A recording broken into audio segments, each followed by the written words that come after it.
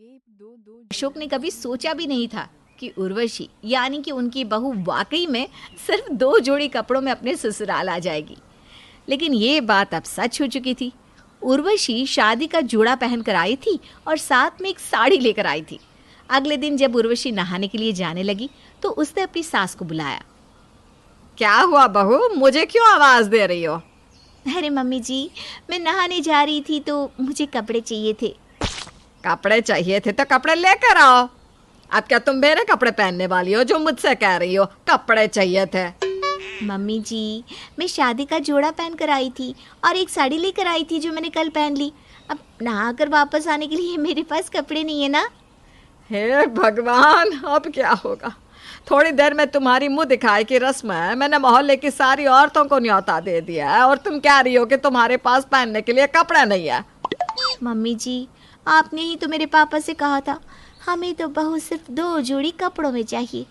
एक जोड़ी मेरा शादी का जोड़ा था और दूसरा जोड़ी वो साड़ी जो मैंने कल पहन ली। अब दोबारा तो उसे नहीं पहन सकती ना। हे भगवान, बहू आई है कि मुसीबत आई है? ये 2 जोड़ी कपड़ों का मतलब ये थोड़ी ना था कि तुम सिर्फ 2 जोड़ी कपड़े लेकर आ जाओ। अच्छा मम्मी जी, तो इसका कोई और मतलब था क्या? कोई बात नहीं, आप मुझे बता दो, मैं पापा को कॉल करके कह देती हूँ। अब बस भी करो, लाती हूँ तुम्हारे लिए कुछ पहनने को। सावित्री वहाँ से चली जाती है और उर्वशी के लिए एक साड़ी लेकर आती है जो उसने खुद के लिए खरीदी थी। बड़े ही दुखी मन से सावित्री अपनी साड़ी उर्वशी को देती है। पूरे 5,000 की साड़ी है। सोचा था शादी के बाद किसी फंक्शन में पहनूंगी। मुझे क्या पता था कि ये साड़ी मेरे नसीब में ही नहीं है। अच्छा मम्मी जी, काम करिए ना, इस साड़ी की मैचिंग की ज्वेलरी भी मुझे दीजिए ना। अगर मैं ऐसे ही सबके सामने आ गई तो आपकी सहेलियों को बुरा लगेगा ना। सारे मौली की औरतें फिर क्या कहेंगी? भगवान बचाओ, लाती हूँ, ज्वेलरी भी लेकर आती हूँ, सब कुछ लेकर आती हूँ। सावित्री बहू के कमरे से निकलकर अपने कमरे में जाती है, जहाँ पर अशोक उसके चेहरे पर परेशानी देखकर हैरान रह जाता है। क्या हुआ सावित्री, घर में नई नई बहू आई है और तुम्हारा चेहरा ऐसे उतरा हुआ? सब ठीक तो है ना? सही कहते थे आप, बहुत बड़ी गलती हो गई मुझसे। मैंने समधी जी को कह दिया कि लड़की 2 जोड़ी कपड़ों में भेज देना।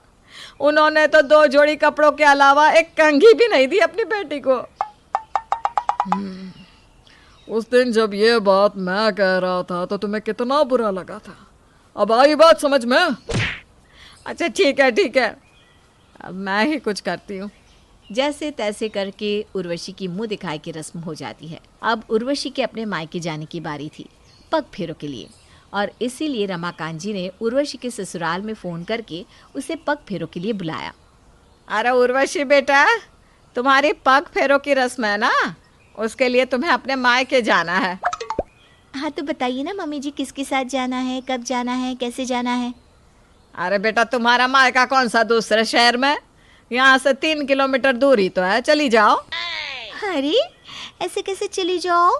अरे मतलब नई बहू हूँ, मैं कैसे जाऊँगी, किसके साथ जाऊँगी, कुछ तो बताइए मम्मी जी। अरे बहू, जब तुम्हारे पापा का कॉल आया तो बोले कि हमारी बेटी को ज़्यादा ऐशो आराम में रहने की ज़रूरत नहीं है, बहुत मजबूत है, वो तो सब काम ऐसे ही कर लेती है।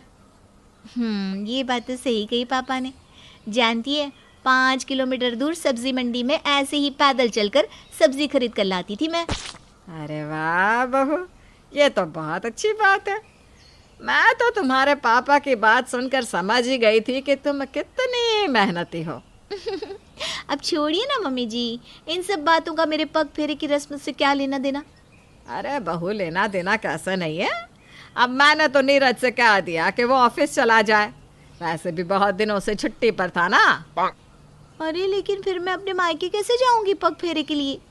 जैसे सब्जी लेने जाती थी बहू, ठीक वैसे ही पैदल पैदल। अपनी सास की बात सुनकर उर्वशी दुखी होते हुए घर से निकल जाती है। कुछ दूर चलने पर उसे नीरज मिलता है। अरे नीरज, आप यहाँ? मैं तुम्हारा इंतजार कर रहा था। देखो ना नीरज, आपकी मम्मी ने मुझे कैसे अकेले घर से भेज दिया, ये अच्छी बात नहीं है। जानता हूँ मैं, इसीलिए तो तुम्हारा इंतजार कर रहा था। ऐसे घर की नई नवेली बहू को अकेले भरी धूप में कौन भेजता है? आपकी मम्मी ने एक बार भी सोचा नहीं? मैं मानता हूँ मम्मी ने गलत किया, लेकिन अब मैं क्या कर सकता हूँ? क्या कर सकता हूँ? क्या मतलब? अरे आप मेरे पति हैं, आप अगर मेरे लिए नहीं बोलेंगे तो कौन बोलेगा?